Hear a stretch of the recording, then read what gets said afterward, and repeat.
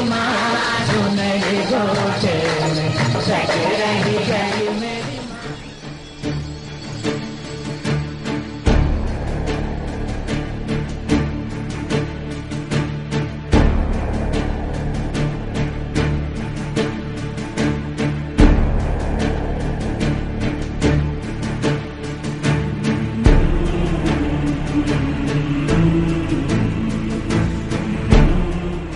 और ब्रह्मचारी है हम लोग, ये हमारा जन्म बहुत सफल हो गया।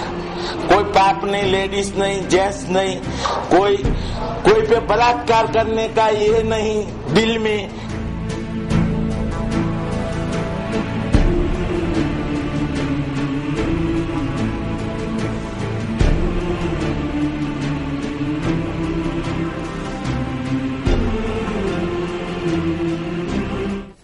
नमस्कार, आप देख रहे हैं हमारा ये विशेष कार्यक्रम हम भी इंसान हैं, जिसमें हम किन्नरों के जीवन से जुड़े पहलुओं को आप तक पहुंचाएंगे।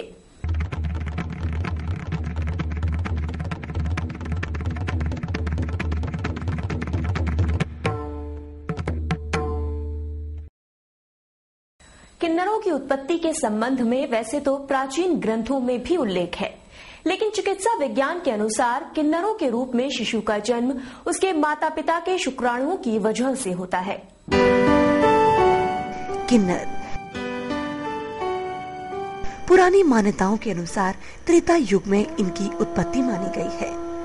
प्राचीन ग्रंथों में उल्लेख है कि समुद्र मंथन के दौरान उत्पन्न हुई कामधेनु गाय को महर्षि विश्वामित्र ने महर्षि वशिष्ठ से जबरन लेना चाहा। तब कामधेनु गाय ने अपने हुंकार से हूण और यवनों सहित किन्नरों को उत्पन्न किया, जिन्होंने महर्षि विश्वामित्र की सेना को परास्त किया। किन्नरों का उल्लेख द्वापर युग में भी मिलता है। इसमें अज्ञातवास के दौरान 1 वर्ष की अवधि के लिए उर्वशी के श्राप से अर्जुन के किन्नर बनने का उल्लेख है। साथ ही महाभारत युद्ध के दौरान शिखंडी रूपी किन्नर योद्धा की आड़ से अर्जुन द्वारा भीष्म पितामह को अपने बाणों से शरशैया पर लेटाने का उल्लेख भी प्राचीन ग्रंथों में है। समय के साथ हुए बदलाव के दौर में चिकित्सा विज्ञान ने भी तरक्की की और इसमें सिद्ध हुआ कि किन्नर का जन्म स्त्री और पुरुष के शुक्राणुओं की वजह से होता है। दुनिया में मानवों की अमूमन 2 नस्ल पाई जाती हैं। एक यदि नर होता है तो दूसरी नारी, लेकिन इसके अतिरिक्त एक तीसरी नस्ल भी पाई जाती है और वो है किन्नर। किन्नर माँ के गर्भ से ही जन्म लेता है, लेकिन ये किन्नर जन्म कैसे लेता है, इस संबंध में हम बातचीत करेंगे प्रख्यात चिकित्सक डॉक्टर गुलशन से और इनसे जानेंगे कि किन्नर के जन्म लेने के पीछे आखिर क्या वजह है। डॉक्टर गुलशन, सबसे पहले तो स्वागत है आपका इस हमारे कार्यक्रम में। आखिर किन्नर के जन्म लेने के पीछे वजह क्या है? देखिए, किन्नर जन्म क्यों लेता है, इसकी वजह बेसिकली गुणसूत्रों की वजह से होता है। मैं आपको पहले एक चार्ट के माध्यम से ये बताऊंगा कि लड़का और लड़की पैदा कैसे होता है जी। इसमें जो नर है उसकी सेल के अंदर 2 तरह के क्रोमोसोम्स पाए जाते हैं, एक्स और वाई, और लड़की के सेल में पाए जाते हैं एक्स और एक्स। जब ये टूटते हैं और ये शुक्राणु बनते हैं तो कोई शुक्राणु एक्स क्रोमोसोम्स वाला होता है, कोई शुक्राणु वाई क्रोमोसोम्स वाला होता है। लेकिन जब फीमेल का अंडा बनता है तो वो हर अंडा एक्स क्रोमोसोम वाला ही होता है। देखिए, एक्स और ये एक्स से मिला तो लड़की हुई, ये एक्स, ये शुक्राणु फिर एक्स, इस अंडे से मिला तो लड़की हुई, ये शुक्राणु यदि इस अंडे से मिलेगा तो लड़का हुआ, ये शुक्राणु इस अंडे से मिलेगा तो लड़का होगा। इस तरह से 50% चांस लड़की पैदा होने के होंगे और 50% चांस लड़का पैदा होने के होंगे। अब हम आपको बताते हैं कि किन्नर के केस में क्या होता है। नॉर्मल माता पिता हैं, लेकिन जब ये शुक्राणु बना तो एक शुक्राणु में दोनों क्रोमोसोम्स चले गए और एक शुक्राणु में कोई भी क्रोमोसोम्स नहीं आया। लेकिन ये माता का जब अंडा बना तो दोनों में सही जो नॉर्मल कंडीशन है, दोनों में एक्स क्रोमोसोम्स गए।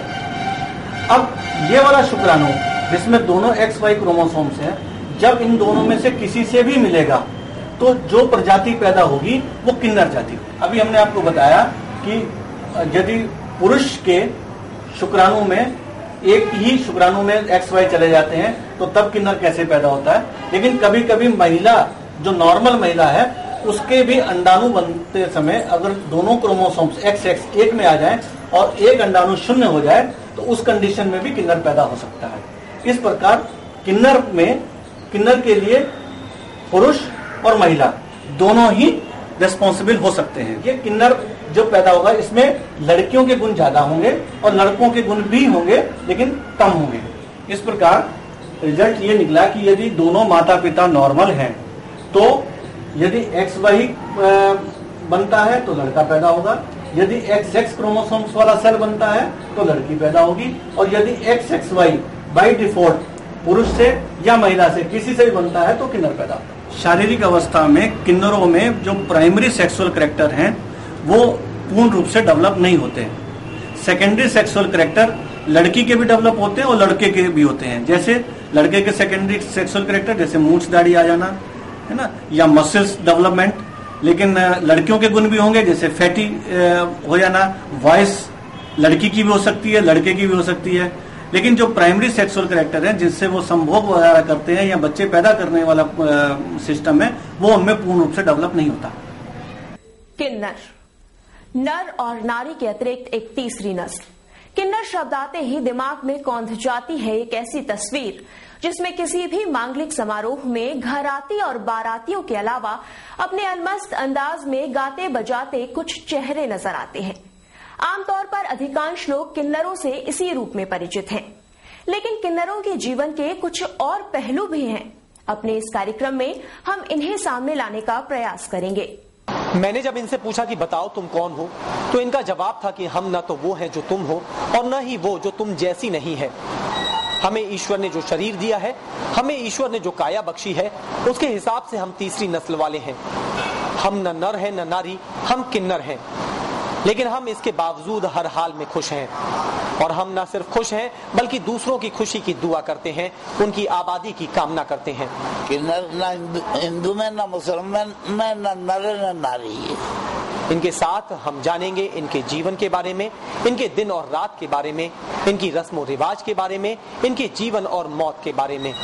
हमारे जीवन में ये किसी का लड़का होता है, किसी की शादी होती है, उसकी खुशी में हम जाते हैं, वो हमको देता, हम खाते, उनकी खैर मांगते हैं, भगवान उनको खूब दे, उनके बच्चे जिए, मालिक उनकी तंदुरुस्ती रखे, हमको 2 रोटी देता, हम उन्हीं की खैर मांगते। पिछले दिनों राजस्थान के भरतपुर शहर में किन्नरों का एक महासम्मेलन आयोजित हुआ, जिसमें देश भर से आए किन्नरों ने भाग लिया। सम्मेलन में इन्होंने जहां अपने गुरुजनों की दिवंगत आत्मा की शांति के लिए प्रार्थना की, वहीं अपने भूत, भविष्य और वर्तमान दौर को लेकर चर्चाएं भी की। इस दौरान हमने किन्नरों की स्थिति जानने का प्रयास किया। यहाँ हमें इनकी एक अलग ही दुनिया का आभास हुआ। नर और नारी के अतिरिक्त ये तीसरी नस्ल साधारण समाज में आज भी अपना वजूद तलाशती नजर आई। इनके मन की भाषा इनकी शारीरिक भाषा से बिल्कुल अलग थी। ये सभी ऊपर से भले ही अलमस्त और बेपरवाह नजर आए, लेकिन अंदर इनके भी संवेदनाएं भरी थीं। सामाजिक तिरस्कार के साथ साथ सरकार की उपेक्षा का दर्द भी इनके दिल में दबा था। मैं पहले जो थी अपने माँ बाप के घर थी, क्योंकि मैं खुद ही अपने माँ बाप के घर से भाग गई, क्योंकि माँ बाप लाइक तो मैं थी नहीं, तो उनके पास बोझ बन के क्या करती, समाज वाले जीने नहीं देते मेरे घर वालों को, इसलिए मैं खुद ही इन समाज में आ गई। और अब रही बात मेरी आगे की, अब भगवान ने मुझे इस लायक बनाया ही नहीं था। अगर हम चाहे भी तो चाह नहीं सकते, क्योंकि सरकार ही नहीं चाहती, क्योंकि हम लोगों को तो सब में नीचे वाले वर्ल्ड होता है ना जो नंबर, उसमें डाल रखा है। सरकार खुद ही नहीं चाहती कि इनको आगे बढ़ाया जाए। तो हम भी चाहते हैं कि हम भी कुछ बने, बड़े नेता बने, जनता की सेवा करें, राजनीति में उतरें, तो हम भी दुनिया देखें। अपने जीवन यापन के जरिए को अपनी परंपरा मानने वाले किन्नरों को समाज की मुख्य धारा में शामिल न होने का दुख है। इनके मन में भी ना चाहते हुए अपने परिवार से बिछुड़ने का गम है। इनके मन में तब कसक उठती है जब ये खुद को अकेला पाते हैं। मन में बहुत सी हुक उठती है जब सबको देखती है कि लोग अपने परिवार में रहते हैं, समाज में उनको प्यार मिलता है, मोहब्बत मिलती है, तो दिल में बहुत हुक उठती है। रोते भी हम लोग अकेले में कि आज हमारा जीवन ये है जो हम लोग अकेले अपना जीवन व्यतीत कर रहे हैं, कोई परिवार सब छूट गया। हम भी सोचते कि हम भी आप लोग जैसे होते, माँ बाप के साथ होते, आपके साथ में सोसाइटी में इज्जत जगह मिलती, कहीं दुकान पे बैठी होती या कहीं सर्विस कर रही होती या कोई नेता होती। इसमें तो हमारा यही है कि आपके बच्चे हैं, उनका हमारा जो जरिया बना दिया और परंपरा चली आई, हमारी पुरानी परंपरा चली आई है, तो अपना वही जीवन पालन हम लोग पोषण करती हैं और हमारे लिए कोई भी साधन नहीं है, हमारे लिए कोई बात नहीं। दूसरों की खुशियों का जरिया हूँ, लोगों को खुश करते हैं और अपना जीवन बिताते हैं। समय के बदलाव का असर किन्नरों पर भी पड़ा है। कुछ युवा किन्नरों ने शिक्षा के महत्व को समझा है। ऐसी ही शिक्षित युवा किन्नर से जब बात की गई तो उसने अपनी जो भावनाएं व्यक्त की, उनमें सरकारी उपेक्षा का दर्द साफ झलका। हमारे इस कार्यक्रम के माध्यम से हम आपको दिखाने का प्रयास कर रहे हैं कि वास्तव में क्या है किन्नर, क्या है इनकी जिंदगी, क्या है इनकी हकीकत और क्या है इनके दिल की दास्तान। इस समय हमारे साथ एक और किन्नर है, ये है मैरी, जो कोलकाता से यहाँ पर आई है। मैरी से जब हमने बातें की, जब हम अचानक इससे मिले, तो हमें ये जानकर बहुत आश्चर्य हुआ कि मैरी थ्रू आउट इंग्लिश में बात करती है। हालांकि ये कोई ऐसी चीज नहीं है जो असंभव हो, लेकिन जो माहौल, जो परिवेश हम यहाँ देख रहे थे, उसमें निश्चित रूप से ये बात थोड़ा सा आश्चर्य में डालने जैसी थी। इसके साथ साथ जब मैरी से हमने और जानकारी की तो पता चला कि ये ग्रेजुएट है। इसने ब्रिटिश काउंसिल से कंप्यूटर में ओ लेवल की डिग्री हासिल की हुई है और ये शिक्षा, समाज, अपनी वास्तविक जिंदगी और किन्नरों की स्थिति के ऊपर बहुत संजीदा है। आइए हम खुद बात करते हैं मैरी से। मैरी, सबसे पहले warm welcome. What about you, सबसे पहले बताओ कि क्या हो तुम, how you can define your life. What about me? What am I? Yeah. I'm real, actually I'm virgin and this is gay, but my heart is not gay, but because when I come out from my residence, I leave my father, mother, my all body and my all relative before 11 years old. That was when I leave my all the relative and I can't go my residence. From now, I'm graduate, but I can go for any government job and I can go for any other job. I can go for any business, anything. But government don't realize that. The government don't realize that. That way I have to stay with my virgin family. My mind to go somewhere, my mind to go just like a lady, my mind to go just like a boy. I wear a pant, I wear a shirt and walking just like a people. I wear a sari, blouse and I wear suit just like a girl. I have to might go, but the people is, when I'm walking the road, the people is understand that I'm virgin. That way somebody is jealous things. That way somebody is looking like this. Everybody is not looking just like a girl, just like a boy. What about the virgin's life? That way we have nothing in my life. I just ask to government to give me any ऐसी हम लोग को जैसा हम आपको बोल रहा है, ऐसे मौका दीजिए हम लोग को, हम लोग नौकरी करना पाए, हम लोग कोई गवर्नमेंट जॉब करना पाए, हम लोग को कोई बिजनेस करना पाए। तो government don't let me do that things. The government service is not good for us. सरकार ने मदद नहीं की तो किन्नर लड़की या किन्नर युवा, जो किन्नर युवा हैं, वो अपनी जिंदगी में कोई अपना लक्ष्य क्यों नहीं बनाते जीवन में? कैसे बना सकते हैं?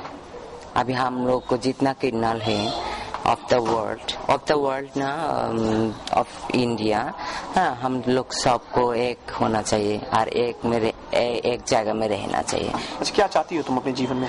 मैं चाहती हूँ ऐसे ही रहना, ऐसे हिजों का साथ रहना, खाना पीना, ऐसे गाना बाजना, किसी का सुख देखना, किसी का सुख लेना, किसी का सुख देना, किसी का दुख देना नहीं, किसी को सुख देना, किसी का दुख लेना। अब यही तुम्हारी जिंदगी? हाँ, यही मेरा जिंदगी है। तो दर्शकों, हमारे साथ रही मैरी।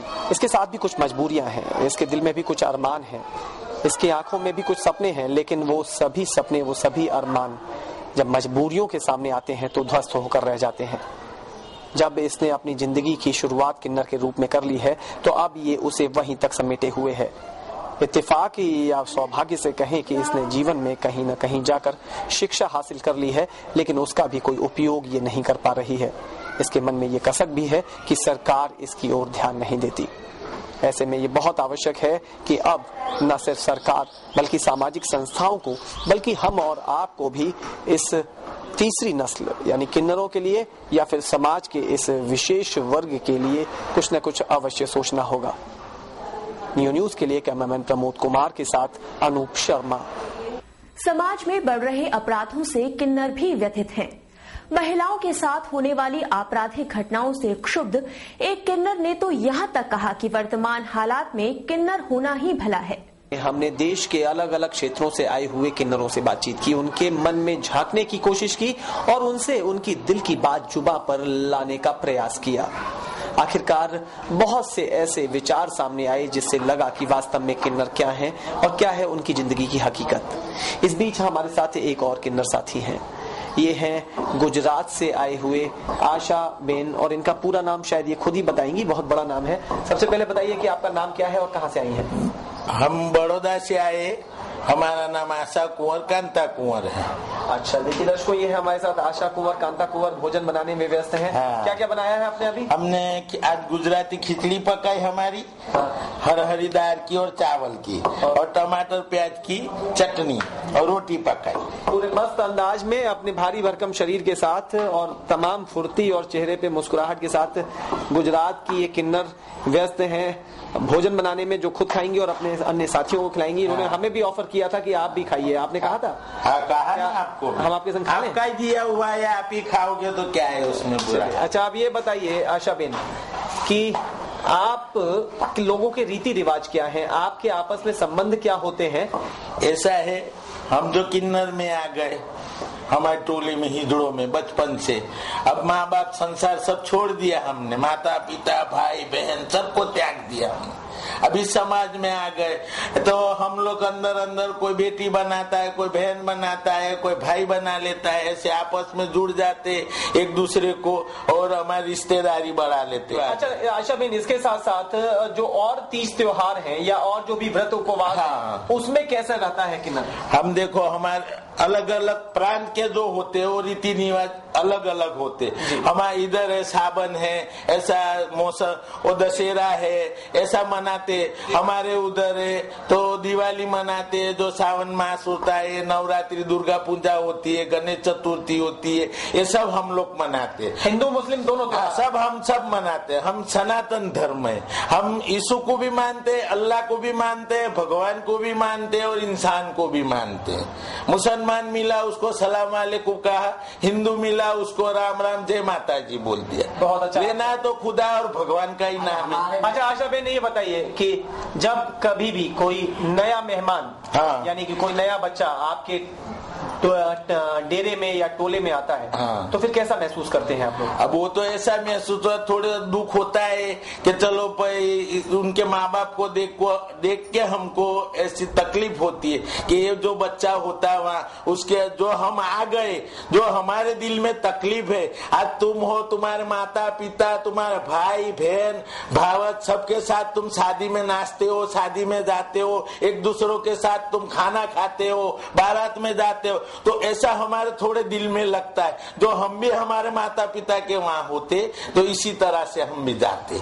लेकिन हम तुम आप सबको, हम बुढ़े इंसान है उसको बाप मानते, जो हमारे पिता समान है। आप जैसे है वो हमारे भाई समान है, जो बुढ़ी औरत है वो हमारी माँ समान। इसी तरह हमारे दिल को हम तसल्ली दे देते हैं। अच्छा, बहुत अच्छी बात आपने कही, लेकिन इसके साथ साथ एक और सवाल है। बहुत से लोग जानना चाहते हैं कि जब भी आपके बीच में से यदि कोई किसी की मौत होती है, किसी का देहांत होता है, तब आप लोग क्या करते हैं? अब वो देहांत होता है, एक दिन तो सबको जाना है, इस जमाने में सबको जाना है, देव दानव सब गए, अब आपने भी जाना है। तो हमारे लोग को ऐसा तकलीफ होता है कि एक इंसान हमारे से चला गया, दूर भी और दोबारा हमसे मिलनेगा नहीं, हमारे पास आएगा नहीं। आशा बहन देखिए, बहुतों से बात नहीं, बहुतों ने कहा कि कभी ऐसा जन्म दोबारा न मिले, न खुद को न किसी दुश्मन को। नहीं। आपकी भावना अभी बातचीत में मुझे पहले ही पता चली कि कुछ और है। आप बताएं कि आशा बहन क्या चाहती हैं, जो इस जन्म में किन्नर है, अगले जन्म में वो क्या चाहती है? जब हमें तकलीफ होती है उस बार ऐसे दिल में सोचते कि दोबारा ये जन्म ना हो, लेकिन हम तो यही कहेंगे हमें 100 बार ये जन्म दे किन्नर का जन्म हमें 100 बार दे, क्योंकि हम ब्रह्मचारी है। इसी से इस किन्नर समाज में आए तो अल्लाह का नाम भी लेने मिलता है, भगवान का नाम भी लेने मिलता है, सबका राम का नाम लेने मिलता है। ये हमारा जन्म बहुत सफल हो गया। कोई पाप नहीं, लेडीज नहीं, जेंट्स नहीं, कोई पे बलात्कार करने का ये नहीं दिल में, किसी के पास हमारे को संभोग करने का दिल में ये होता नहीं है।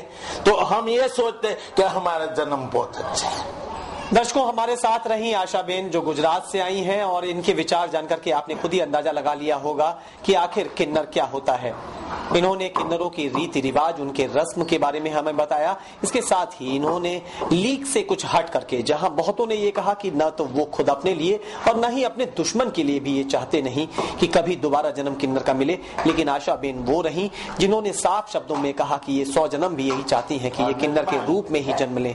क्यों? क्योंकि इस रूप में ये न सिर्फ भगवान का नाम लेती हैं बल्कि अल्लाह का भी नाम लेती हैं। ये न सिर्फ गुरु ग्रंथ की पूजा करती हैं बल्कि क्रिसमस के अवसर पर या अन्य अवसरों पर चर्च में जाकर के प्रेयर भी कर सकती हैं। इसके साथ ही एक बहुत बड़ी बात जो आज की विकृति के रूप में हम सब के बीच में विद्यमान है, उसको स्पर्श करते हुए आशा बेन ने कहा कि ये उस शारीरिक अवस्था में है जहां न तो इन्हें संभोग की इच्छा करती है और न ही बलात्कार जैसा दुष्कर्म करने के ये लायक है। इससे साफ स्पष्ट आशय लगाया जा सकता है कि आज जिस प्रकार से हमारे देश में, हमारे बीच में तमाम विकृतियां उत्पन्न कर रही हैं, हो रही हैं, उनको लेकर के ये किन्नर भी कितने संजीदा हैं। न्यू न्यूज के लिए कैमरामैन प्रमोद कुमार के साथ अनूप शर्मा। चाहे नर हो या नारी या फिर विधाता अथवा चिकित्सीय कारणों से जन्मा किन्नर है, तो सभी इंसान होते हैं, सबके दिल में अरमान। इस कार्यक्रम के अंतिम चरण में हम आपको दिखा रहे हैं कि आखिर वो कौन सी परिस्थितियां हैं जिनके चलते किन्नरों को ये कहने पर मजबूर होना पड़ा कि हम भी इंसान हैं। महफिल में हंसना हमारा मिजाज बन गया, तन्हाई में रोना कोई राज बन गया, दिल के दर्द का चेहरे पर इल्म न होने दिया, जिंदगी जीने का ये नया अंदाज बन गया। एक मशहूर शायर द्वारा लिखी गई ये पंक्तियां किन्नरों पर भी काफी हद तक सटीक बैठती हैं। इसका अनुभव हमें तब हुआ जब हमने किन्नरों से अलग अलग पहलुओं पर बात की। शुरू में तो इस एहसास की झलक हमें नहीं मिली, लेकिन फिर धीरे धीरे दिल का दर्द जुबां पर आ गया। जो ऊपर वाले ने दे दिया वो सही है, काटना तो पड़ेगा, चाहे हंस के काटे चाहे रो के काटे, जिंदगी तो काटनी है। कि हम तो ये दुआ देते हैं कि ऊपर वाले जैसा हमारा जन्म दिया ऐसा किसी को न दिए, सबके बच्चे बने रहे, जो हमें खाने के लिए देते हैं वो सब बने रहे। अगर ऊपर वाला ऐसा ना बनाता तो हम इस जगह पर नहीं होते। लड़का होते तो शादी होती, बच्चे होते, और या लड़की होती तो किसी के घर जाती, घर बसाते। अब तो ना नर है ना नारी है, किधर ही नहीं है। अब तो फिर भी खुश है, वो रहना पड़ेगा खुश। जो ऊपर वाले ने लिख दिया वो तो जरूर होना, मगर मालिक ऐसा किसी को न बना है। अब तो वक्त बहुत बदल गए बाबूजी, हर तरह से परेशानी है। पहले कुछ वैल्यू, कुछ इंसान के दिल में भावना थी, अब वो भी नहीं है। अब तो एक हंसी की भावना है, बस खाते रहिए। एक मजबूरी और हंसी के सिवा कुछ नहीं है। क्या बताएं, कोई मजा नहीं है जिंदगी में। टाइम पास करना है, कर रहे हैं। पहले कहीं भी कोई बच्चे होते तो हम ले आते, अब कौन दे, अब कोई ना दे, अब ना दे। अब तो जमाना स्वतंत्र है, दुनिया आजाद है, भाई का भाई ना है, बहन का भाई ना है, तो हमारा कौन होगा दुनिया में।